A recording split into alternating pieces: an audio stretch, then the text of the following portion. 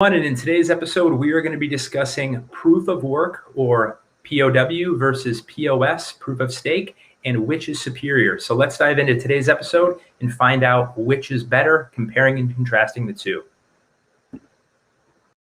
Is beginning to witness unprecedented technological growth in areas such as AI and quantum computers. But what does this mean for Bitcoin and blockchain? Welcome to the QRL Live, where we discuss the collision of quantum computing, blockchain, AI, and cryptocurrency, some of the most compelling and emergent technologies today. The field of quantum computers is one of the newest and most promising areas of science, and its implications could very well disrupt our world in unpredictable ways. State-of-the-art machines are being built today that, in the future, could be as disruptive as the transistor, television, possibly even the internet. We can no longer ignore these implications. What does this mean for Bitcoin and crypto? Cryptocurrency, and therefore blockchain, is considered classically secure from modern supercomputers. However, there is a potential vulnerability in nearly all blockchain projects, in that a sufficiently powerful quantum computer running Shor's algorithm could effectively take over the addressing scheme, empty wallets, disrupt applications, and cripple entire cryptographic networks. Scientists, developers, and researchers have known about this emerging threat for some time now, and in response, the NIST has been working since 2016 to develop post-quantum secure cryptography.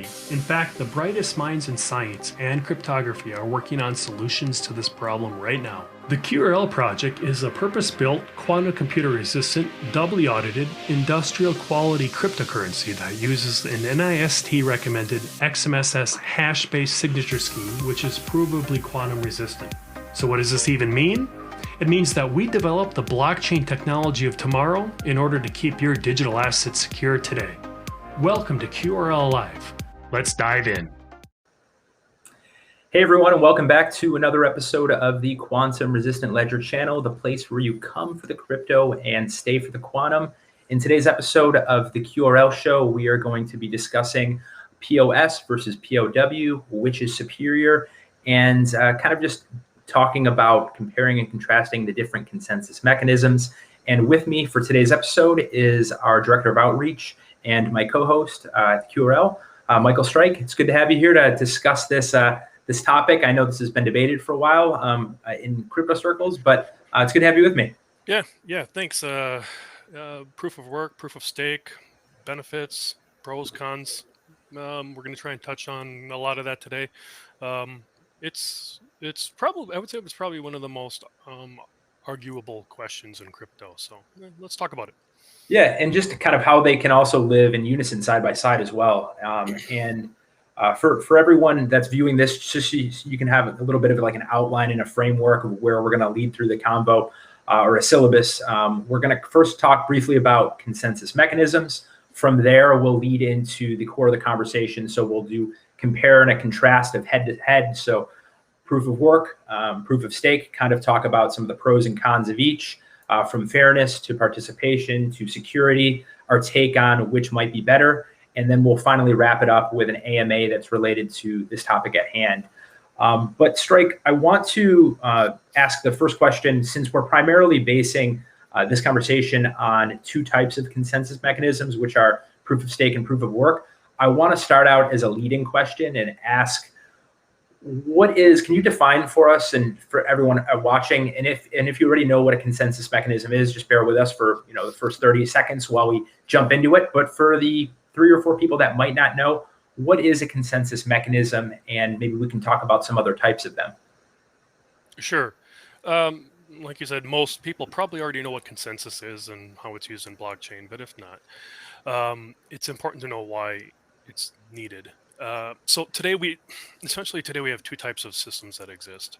We have traditional permissioned systems that might be active. You can think of Active Directory or something similar, and non-permissioned systems, which are blockchain systems. Some of us might remember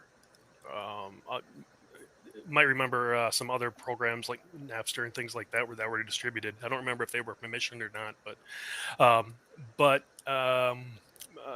historically, nearly all distributed systems were permissioned. Think about a cell phone tower and a SIM card, and all identities are known. Today we have non-permissioned distributed systems in which you don't use authentication. You instead use pseudo-anonymous encryption. So permissionless and distributed aren't special on their own. The novel part is the combination of being distributed and permissionless is the whole point. Because that didn't always exist. There were some implementations, I think, throughout the 80s and 90s in which this was tried to various Bitcoin precursors were attempted, but obviously those didn't stand the test of time. So this novel aspect of being distributed and permissionless at the same time, it's also sometimes called the Byzantine generals problem. Yep. It's interesting to look up if you're not aware of what that is. So essentially, what consensus mechanisms allow for is for distributed systems to agree on a state. That's it. They all have to agree on a story, right? Yeah. Of what something looks like. And to take it into non-digital terms, it's like if you think about the Byzantine generals problem, like picture like an old-fashioned movie and picture that they're all about to attack a castle. And it's like they're coming from all different angles. How do they all, at the same time, how do they all come to the same consensus and knowing what the other ones are doing? But just if you go to Google, type that in, you'll easily see a bunch of good resources, whether you want to read written material or see video on it. But that's a good recommendation, Strike. Yeah. So let's go over different types of consensus mechanisms. So what do we have? We've got there's more than proof of work, proof of stake. We've got proof of work, proof of stake. There's proof of capacity. There's proof of space. There's proof of elapsed time. And my personal favorite is probably, well, at least the way that it sounds is proof of space-time, which I didn't even know existed, actually. It meaning... Can you explain that one? I'm not familiar with that. I've heard you say it once or twice, but I'm not familiar with that one. It means that the consensus mechanism is proving that a participant on the network had enough storage capacity over a certain amount of time. So it's space-time. It's not... I was like, that sounds cool, going back to Einstein and all that. But there's also a consensus that's doesn't even resemble a blockchain called directed acyclic graph, or a DAG, and this is a network of transactions linked to other transactions. Blocks don't exist in. So it's just a chain. Blocks don't even exist. If blockchain is if blockchain is a link of change to your example, then a DAG, or a directed acyclic graph, is a tree, a bit like a Merkle tree, and it branches out from one transaction to another, and so on and so on. So, with all these consensus mechanisms, many of them have several things in common. They don't need to have all of these. There are no requirements specifically for a consensus mechanism other than to just make sure all network participants agree on the story, right? Or the state. Number one, open, non-permissioned participation. So doesn't require, you don't have to ask or gain permission, right? You can just enter the network and you can leave the network. With that, there's something called late spawning, which means network participants can jump in and out at will, right? The number of exact participants might not even be known. If you log into a corporate network and it's at work, and you're talking over the WAN, you're talking to a file server here, there's usually some centralized authority, and it's usually Active Directory that maintains the user database, and that system knows what people are logged in. In this decentralized, non-permissioned blockchain, that's not a requirement. That, in fact, it's probably that with most blockchains you don't know who's logged in. Essentially, this allows all the participants to agree on an order of input values. Fundamentally, this comes down to trust. I don't have to trust the participants because I trust the encryption. right? Yeah. That and the number of nodes can vary over time. They can scale up, they can scale down, late spawning, jumping in and out. So I think that answers the Yeah. question. Yeah. Yeah, it definitely does. And kind of from here, what I think would be good is if we kind of go into the gist of it with proof of work and proof of stake. So kind of going through a few different parts that I mentioned, from fairness to participation to security, kind of going through these one by one, and then kind of covering one at a time, and then some stuff, compare and contrast in a sense. So I think that the first one we should start with is when in terms of proof of work and proof of stake, what constitutes fairness? So obviously there are two different systems, but what constitutes fairness in your mind for both these systems? So this is one of the tenets of blockchain, right? Yeah. Fairness. One of the other tenets is trustless. It's not that we don't trust. We're not saying we don't trust people, but the blockchain is based on this trustless technology, and fair is fundamental. It has to be fair, right? Otherwise, if the system has favorites, right? Then it's not equitable, and it doesn't. Ultimately, systems like that don't last. So proof of work, fairness. According to proof of work, fairness is how much hardware are you bringing, or how much hash rate are you bringing? Okay, so the more hardware you have, the faster hardware you have, you increase your hashes per second, right? Bitcoin, ASICs.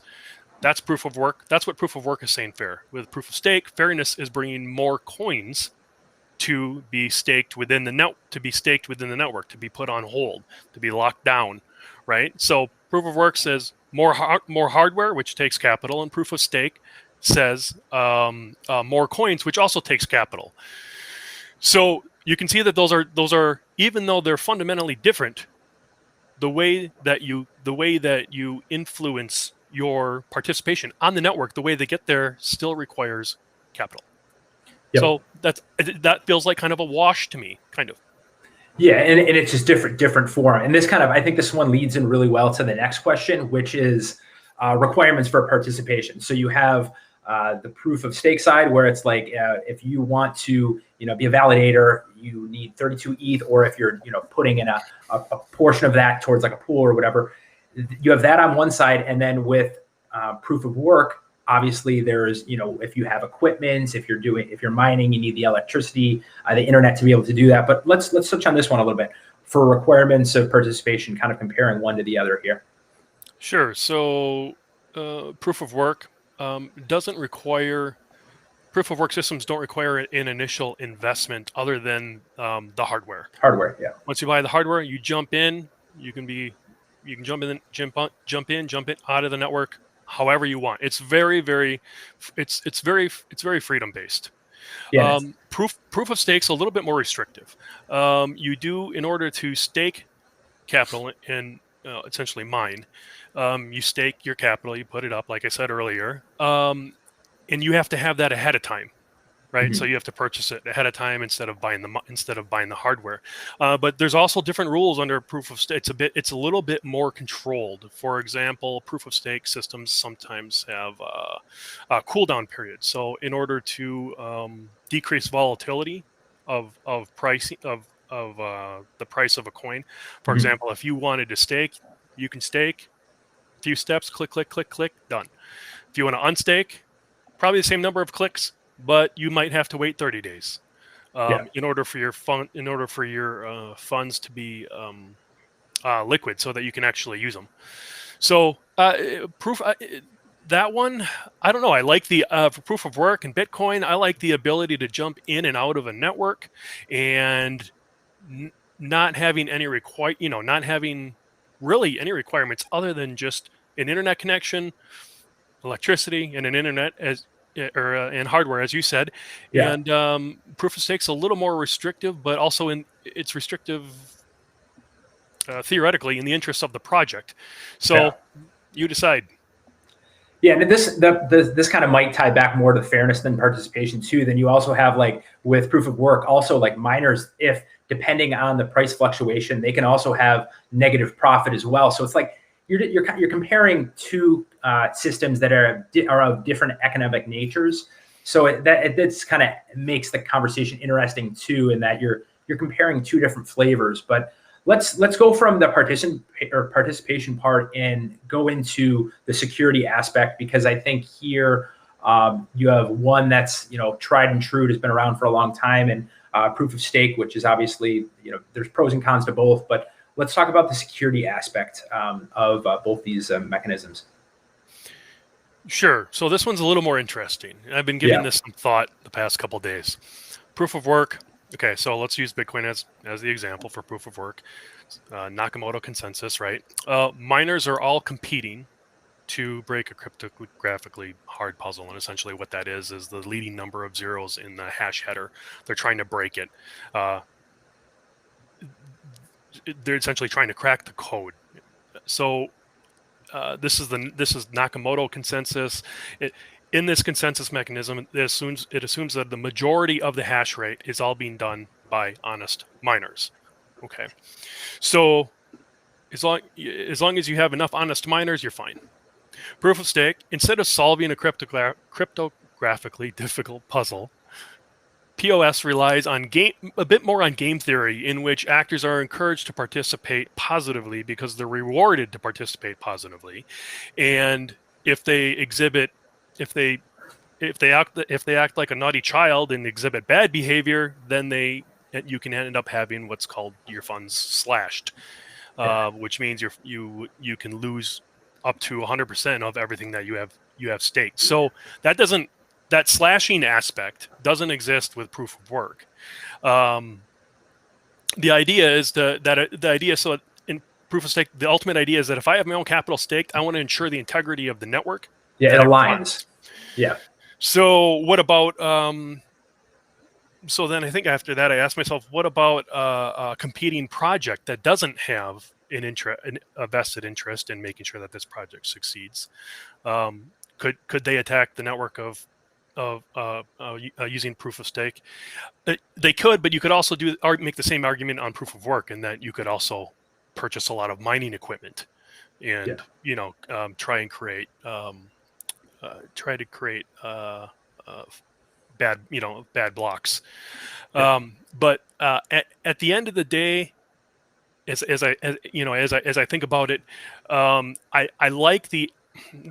lead a little bit more towards proof of work, to where there's less variability in my mind as to solving a math problem than something that relies on expected human behavior.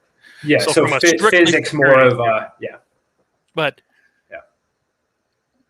no, that makes sense as far as that goes. And I think, I kind of the extreme graphic way I would describe of like proof of stake, of being like why people wouldn't go against it or bad actors, is if you relate it to like how someone is mining for proof of work. Picture you are you're doing proof of work mining, but like put it in like a proof of stake scenario. That would be like you immediately doing something wrong. They slash you, and all of a sudden, all of your mining hardware is burned immediately. Like there wouldn't be an incentive to do something bad, because they're taking all of your stake, or a portion of it. Like it doesn't align for you to go against it, because you're negatively being impacted based on trying to do something that is unethical or whatever. But I think that covers it. It's with the security part. What I want to do as the last part is I kind of want to get your take, and I'll kind of give you mine on which is better. And I kind of look at between proof of work and proof of stake. Instead of saying, oh, I think one is much better than the others, they're two different systems. So neither is better or worse. And I have a couple analogies I like to use. I kind of like, this one's a little bit far stretched, because in the end of my analogy, it really doesn't work well. But like picture proof of work in like a sports analogy is like Michael Jordan, like in his prime. So Michael Jordan, whether you're a basketball fan or not, he was one of the greatest basketball players of all time. In his prime, he was winning championships. He was a veteran, had been around for 10 plus years, similar to how Bitcoin was. And he's going strong. It's a system, a mechanism that people know is worked. It's tried and true. And the analogy here in regards to proof of stake would be like when Michael Jordan just retired out of nowhere and tried to switch to be a professional baseball player.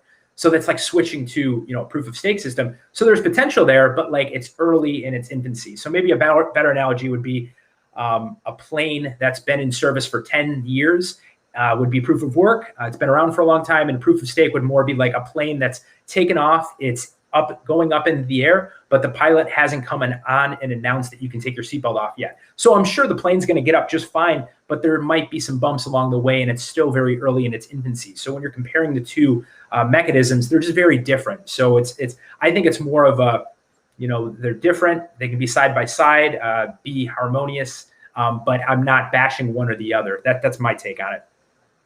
Sure. Yeah. Yeah. I mean, it's almost as much technological problem as it is a philosophical question. Yeah. So you had a point where you were telling me something. I think you said this recently, and I think it kind of ties to this. You were saying something about history doesn't repeat itself, but it does rhyme. In regards to the monetary history and stuff, could you elaborate on that a little bit? Because I think this is a good point.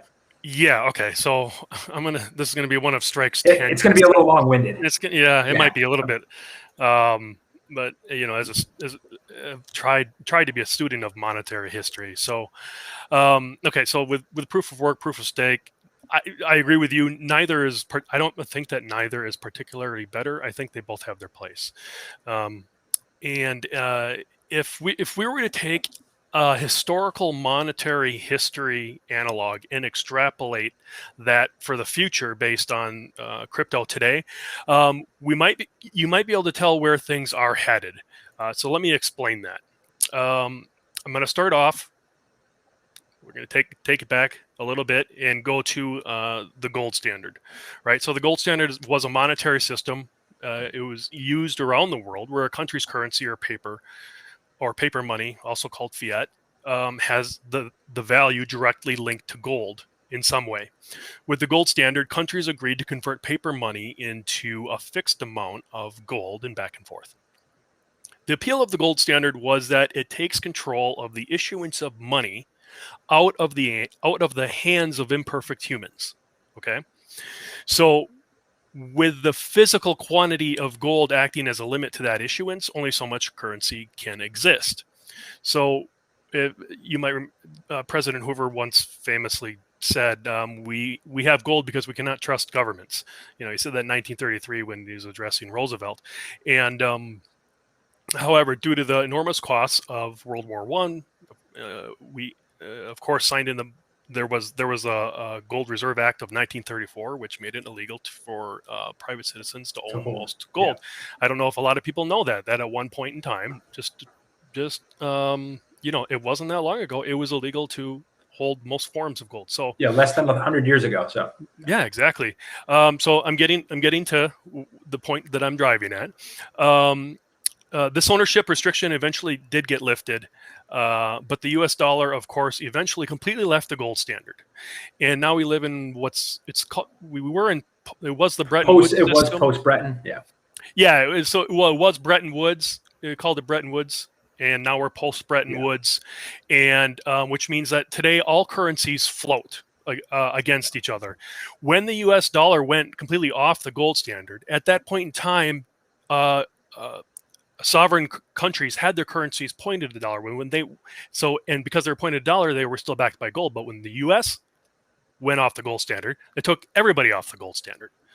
So, as an analog to monetary history, I can see a future. I can imagine. I'm not saying for sure this is what would happen. I can see a future of once we hit greater crypto adoption, in which Bitcoin, a lot of people have heard it referred to as digital gold, right? Acts as the hardest earned money available, right? Because it's the hardest to earn because it requires actual physical work. And altcoins, proof of stake or using proof of stake or other consensus variants of it end up pegged to Bitcoin, much like sovereign currencies. Country sovereign currencies are pegged to the U.S. dollar still yet today, right? Yeah. So altcoins already have these peggings on crypto exchanges. If you look at the pairings, you look at UCBTC, ETH, whatever it is, but and a lot of times people log it back to USD being the world reserve currency, but you see it crypto to crypto more and more now. Yeah, so it's almost kind of like Bitcoin is digital gold, and if you were to scale back time a little bit, digital gold being tied to the world reserve currency brings up obvious questions. Could Bitcoin end up becoming the world reserve currency? I think it's possible. I respect, but I don't fall into the camp of the Bitcoin maximalisms. There's only one truth, because I think there's always room for technology to scale better and new ideas. Yep. Right. So I don't know if the flippening, as they call it, I don't know if that's going to happen where Bitcoin or where ETH flips Bitcoin's market cap. So where does QRL? The question is, right, where does QRL tie into all of this? Yeah. Okay. So QRL acts as essentially a quantum computer insurance policy to your Bitcoin, which, as we talked about earlier, does have potential to become the world reserve currency. No world reserve currency has ever lasted forever. Once countries start to debase their currency, once they take it off being pegged to something with finite supply, once they start clipping silver from coins, once they start, 1964, 1965. In 1964, quarters and dimes were 90% silver. 1965, 1 year later, nickel, I think. Yeah. Some alloy. And all those coins through it's called Gresham's law. Good money separates itself from bad money. All those coins disappeared, right? And likely got melted down or something. But they got taken out of circulation. Yeah, it's really hard to find a 1964 quarter. And if you have one, it's like they had it long term, and it was like maybe put in a case and like passed down from like, a grandparents or someone else, a family member. But you're not going to see them out in circulation. No, you get change at the grocery store. But I haven't used change or stuff in so long, so. But I still know what it looks like. So. Oh, it's frustrating, as it actually told my friend once years ago, and he found one in like 2 days. 1964 is so irritating. But anyway. Yeah.